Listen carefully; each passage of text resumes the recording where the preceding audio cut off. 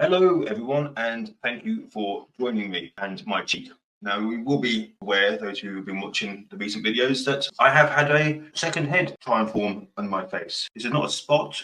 They say it's an abscess, but I don't believe it's an abscess. I believe it's something, I don't know. But it's going down, so it's going down. But thank you for watching the videos and everything I'm putting up still with Elephant Man face. It shows that you watch my stuff, and I appreciate it. I appreciate it. Today's video is we're going to continue in the same vein. We're going to the show must go on. Just come back from court. The show must go on. Thank you for watching and welcome to the Alienated Dads Network here on YouTube. I'm Jason, also known as the Apple What's-It, and today we delve into the introspective journey of coming to terms with the fact that I might be a narcissist. Not me, per se, but you may be thinking that you might be a narcissist. Have you ever paused to contemplate whether you possess narcissistic qualities, if you can call them qualities? You may have done, you may not have done. Do you find yourself laying awake at night, pondering the idea of going out your way to criticize your daughter's first ever boyfriend from 35 years ago, holding hatred towards him for some reason? Whether you might indeed be a narcissist, let me dive into the 9 traits associated with narcissistic personality disorder. Take a moment to familiarize yourself with these traits. Now, while many throw around the term narcissist rather loosely, I think it's crucial to understand that narcissism in the clinical sense represents specifically defined psychiatric condition. And yes, there are 9 distinct traits associated with it. Among these traits, as some of you will know, is entitlement, interpersonal exploitation, intense envy towards others, and an attachment to grandiose self-image. Additionally, seeking vengeance when wronged is another hallmark trait. By examining these 9 traits, you can better assess whether they align quite closely with your characteristics or bear no resemblance whatsoever, or fall somewhere in between maybe, because sometimes you might have some of the traits, you might not have all of them. Let's be honest, we've all got narcissistic behaviours, every single person in this world. You might argue, oh, isn't it a bit oversimplified that to determine whether I possess a complex clinical condition based solely on the 9 traits? Well, researchers, this is where the science comes in, researchers used to share your skepticism until the development of the single inventory master score. Collaborative efforts between scholars at Ohio and Indiana University led to this groundbreaking approach. They discovered that simply by presenting these traits to college students and asking whether they largely agreed or disagreed with them, the results were just as reliable as a more intrinsic and time-consuming tests for narcissism. What does this mean? It means that individuals with narcissistic personality disorder, they are genuinely well aware of their narcissistic tendencies. When confronted with explanations of narcissistic behaviour, they aren't typically puzzled. However, if you find yourself confused, it's very likely indicates that you do not have a personality disorder at all. Take the time to study these traits and educate yourself on their essence. If you wish to use the term narcissism and determine whether you resonate with it, the second point to consider is this. Does the idea of being a narcissist occupy your thoughts and keep you awake at night? In that case, don't shy away from exploring the literature. Embrace the opportunity to understand what the 9 traits of narcissistic personality disorder truly entail. Now, bear in mind that to receive a clinical diagnosis, an individual must exhibit at least 5 of these 9 traits. Now, this diagnosis typically arises from the post-traumatic stress defense. This mechanism developed during a troubled upbringing. It's a defense mechanism.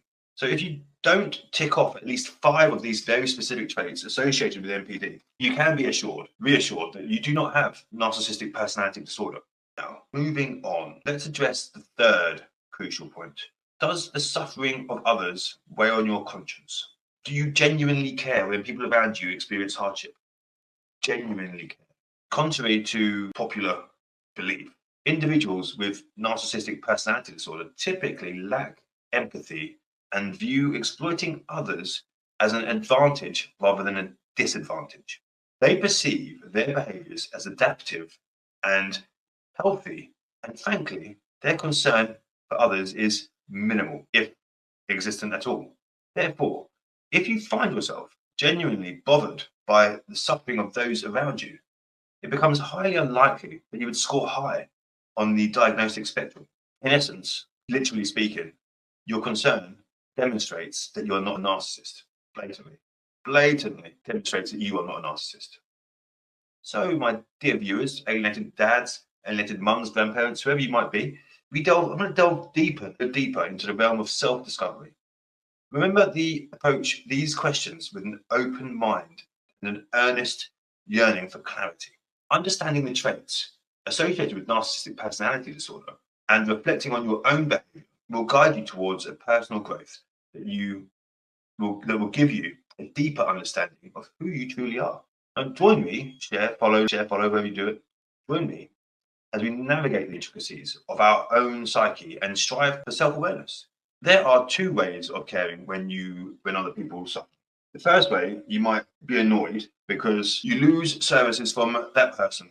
If the person becomes depressed, anxious, or is in pain, they can't serve you in the way that you'd like. They can't provide friendship to you or offer you the attention that you crave, or provide you the adulation that you missed getting when they are sick. This way of caring, put in bluntly, is for monsters, reptiles, psychopaths, and narcissists. The second way, the human way for warm-blooded mammals, is best. Is when what upsets you is just the suffering itself. That you have suffered and you didn't enjoy it, and you don't want somebody else that you care about to be suffering. It's that simple. This is compassion. In the diagnostic and statistical manual used by the American Psychiatric Association when they're looking at the 9 traits of narcissistic personality disorder, NPD, they all say lack of empathy. This is just poor use of language, in my opinion. What they actually mean is a lack of compassion. Narcissists and psychopaths do have empathy. Empathy is one's ability to create an effective stimulated hallucination of what another person is probably thinking and feeling with a relatively high degree of accuracy. You can never truly know what somebody else is thinking or feeling, but by putting yourself in their shoes, you can imagine what you would be thinking or feeling if you were in that situation. Many people can't do this. And it's not something that can be trained, or I don't believe it can be trained.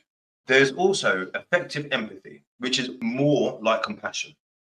It's warm, but you can also have a kind of predatory empathy.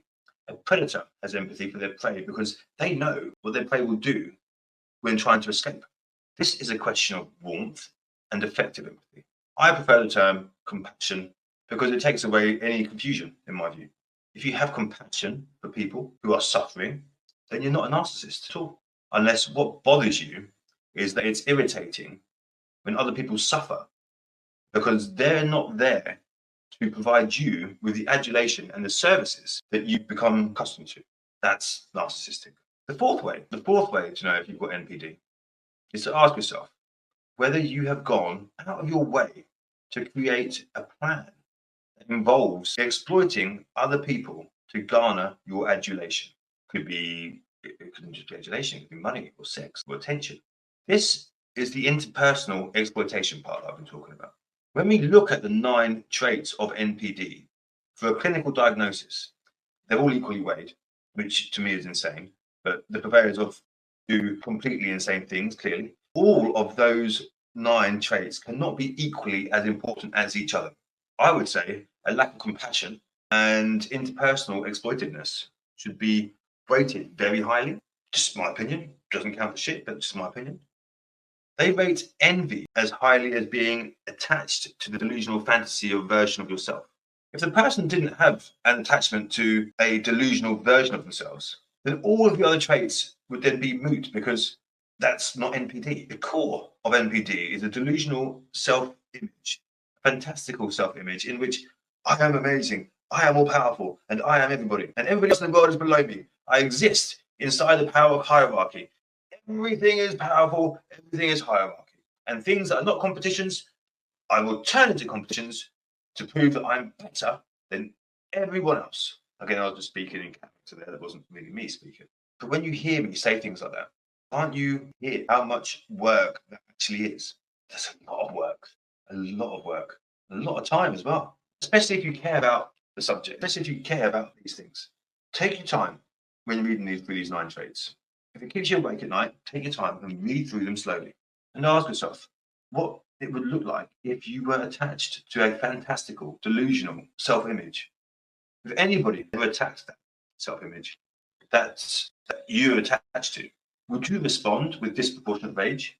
If the answer is no, then it's very, very, very unlikely that you could effectively be called a narcissist. Let me look at this another way, from another angle. Narcissism, let me think this way.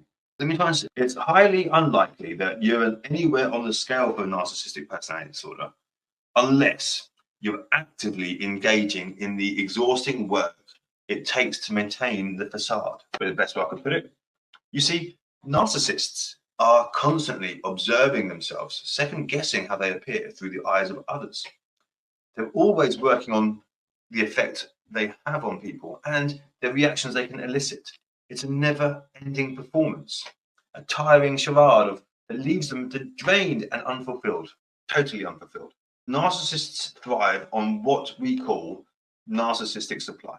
That is the attention, admiration, and validation that they crave from others. It's their lifeblood, their drug of choice. They'll say and do outrageous things just to get a reaction, to feel alive.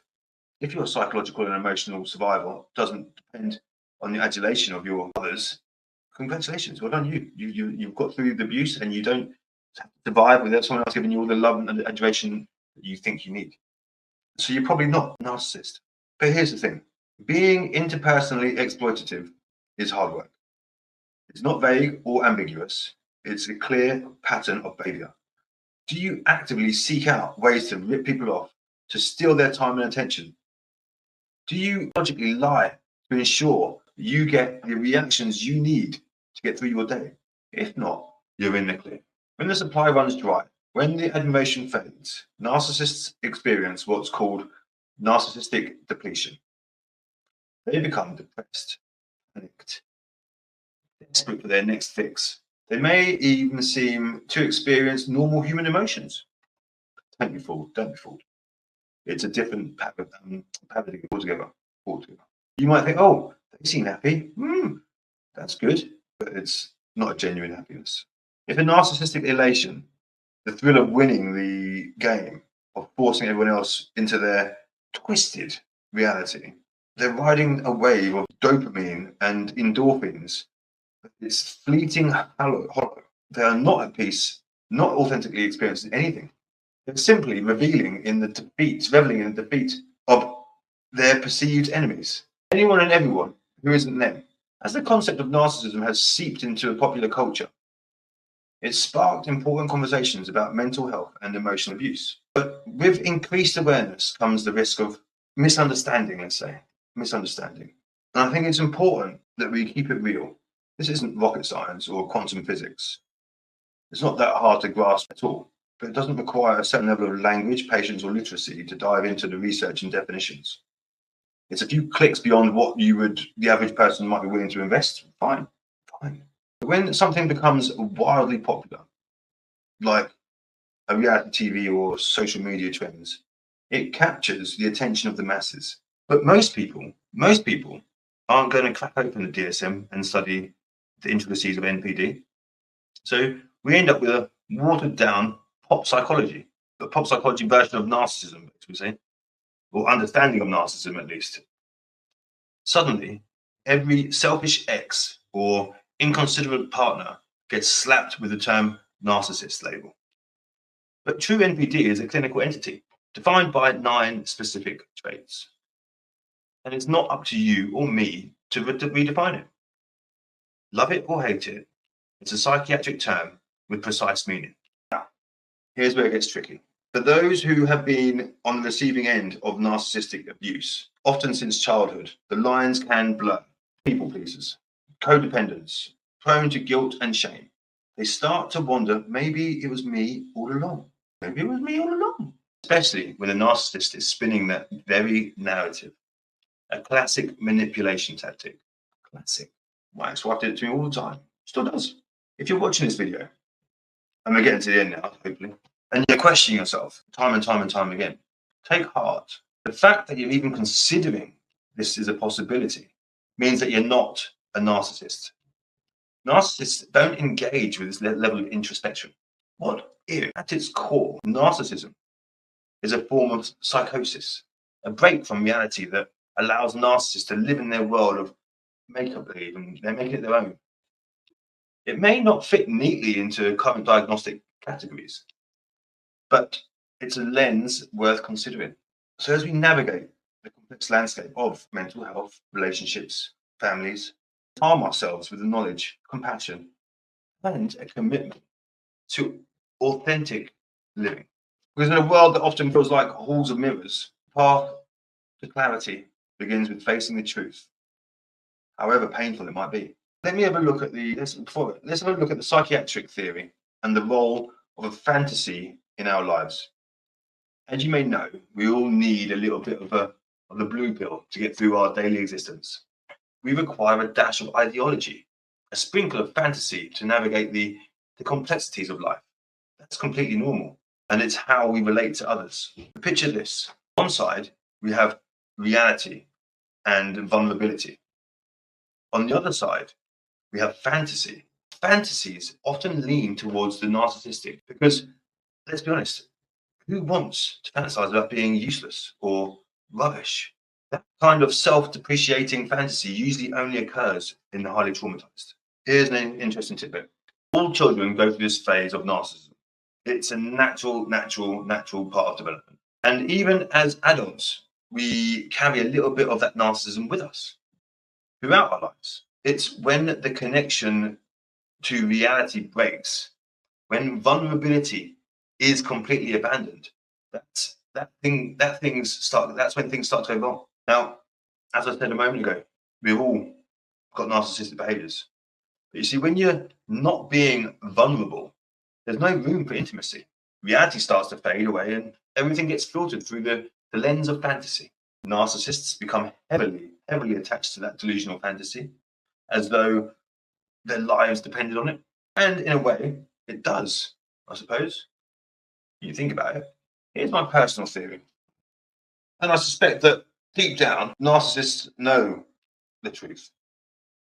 They know that their grandiose self-image is a lie. That's why they're constantly fighting to maintain that illusion, to keep the shroud in place. Now, it's a never-ending battle because it goes on forever for them. And that must be exhausting. Maybe it's like a dream that they keep waking up from and they keep diving back into it. They have moments of clarity when they realize, oh, I'm having a dream. It doesn't feel good. Let me go back to sleep. Let me go back into a dream and enjoy their narcissism. That's what they do. That's what they enjoy. It's don't like it any other way. And that is the facts of the matter. But here's the thing. Unless you've had a full-blown psychotic break with reality that has caused you to completely abandon your vulnerability and capacity to be in intimacy, unless you've fully blue-pilled into a fantasy world where you're always amazing and winning at everything, and you're clinging to the fantasy with an aggressive, rigid grip, you're probably not a narcissist. Probably not. Narcissists attack anyone who challenges their delusion. That's what we call narcissistic rage. If their fantasy is threatened, if reality itself dares to suggest that they're not as amazing as they believe, it's considered an attack. Narcissist's fragile ego can't handle it. That's narcissistic injury. And the response? Narcissistic rage. How dare you imply that they're not the most incredible, most talented, most whatever they think they are? And they'll go to great lengths to destroy anyone who dares to speak the truth. Even if it's just a factual statement that they're not as good as they think they are. They'll hold grudges and seek revenge for years. And I mean, my ex-wife, 11 years now. If you're watching this video and you resonate with it and you're questioning whether you might still be a narcissist, it's time to take a deep breath. The chances are you're not. If you're familiar with the 9 traits of NPD, then you'll know that you need to have at least 5 of them to receive a clinical diagnosis. And you're looking at a list. They're looking at a list, thinking, "Isn't that me?" And trust your instinct. Trust that instinct. If you're constantly if you're not constantly scheming to exploit others, if you're not a pathological liar, if you experience compassion for people who are suffering, if you don't lie to people because you know it hurts them and you care about them as well, if you're worried about not being a narcissist and you're not clinging to the delusional, grandiose fantasy version of yourself, rooted in an ongoing low-level psychosis, then you're not a narcissist. And yes, it might sound a bit wild to suggest that narcissism is a form of psychosis. I get that. But hear me out on this. Cluster B personality disorders. We have narcissism, borderline psychotherapy, and historic borderline personality disorder. The neighbor of narcissism, which is BPD, is defined as being the border between neurosis and psychosis. So if narcissism is right next door to a condition that literally means on the border of psychosis, and it's highly comorbid with borderline psychopathy, then, and it's histrionic, is it really that far-fetched to suggest that narcissists live in a state of perpetual psychosis? I'll leave you with that thought. Because it's not about being a rebel or going against the orthodoxity. It's a known phenomenon, even if it's diagnostic manuals. So if you've watching this and you're feeling relieved or anxious, please don't panic. Take a step back, read the literature, and have an honest conversation with yourself in the mirror. Are you being hyper-conscientious? Do you tend to feel guilty easily, being gaslit by someone abusive in your life, made to feel like you are worthless and everything's your fault? If so, it's highly likely that you've encountered a narcissistically abusive person, whether that be a family member, a relative, a colleague, a romantic partner, or just a friend. Narcissism does not just appear in relationships. You're losing sleep over this. You can't stop thinking about it. You might be experiencing what I call narcissistic possession. It means that the narcissist has gotten inside your head. They're psychologically possessing you. And it's crucial. It is crucial whether you're not going through a custody battle or not. Trying to leave a toxic job or trying to do something against a narcissistic person, you will diminish that narcissist's power over you. You need to break free from their narcissistic possession. If this resonates with you, I invite you to check out the link for the website underneath this somewhere and give us a call and reach out, and maybe we can help. Always happy to help. Always happy to help. Peace and love. Till next time, Lila's glove.